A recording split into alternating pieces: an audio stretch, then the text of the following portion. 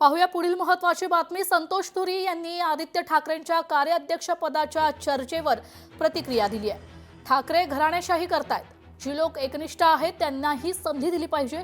शिल्लक सेनेत कोणीही राहिलं नाहीये, कार्यकर्त्यांना आपुलकीची वागणूक दिली जात नाहीये, कर्तृत्ववान लोकांनी वेगळी चूल मांडली असं तुरी म्हणतात। दरम्यान किशोरी पेडणेकर यांनीही संतोष तुरींवर पलटवार केलाय।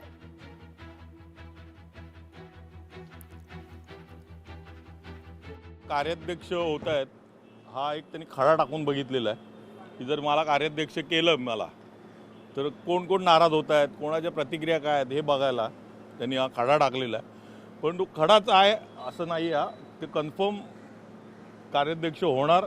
कारण त्यांच्याकडे काय झालेलं आहे माहिती आहे ना की सध्या शिल्लक सेनेमध्ये कोण उरलेलेच नाही आहेत आणि उरलेले पण जे आहेत ना ते पण जायच्या तयारीत आहेत। त्यामुळे त्यांनी आता ठरवलेलं आहे की आपापसात पदं वाटून घ्यायची आणि त्याप्रमाणे त्यांनी आता स्वतःला कार्याध्यक्ष म्हणून पुढे करायचा प्रयत्न चालू केलेला आहे आणि ते उद्या परवा होणार कार्याध्यक्ष म्हणून ते डिक्लेअर होणार एवढं नक्की। नाही, संतोष जोरीनं म्हणा आधी तुमचं काय उरलंय ते बघा, काय सुरून गेला ते बघा।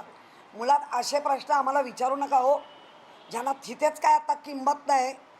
इथल्या सगळा काडी मोड करून गेले, कशाला बोलताय? स्वतःला प्रसिद्ध करण्यासाठी बोलताय का? आमच्या पक्षात काय चाललंय कळलं नाही का? अरे साधी तिकीट नाही मिळाली, आम्ही निवडून आलो 65, एवढं तरी ज्ञान असायला हवं। लोकशाही मराठी ऐका, पहा, जागरूक रहा।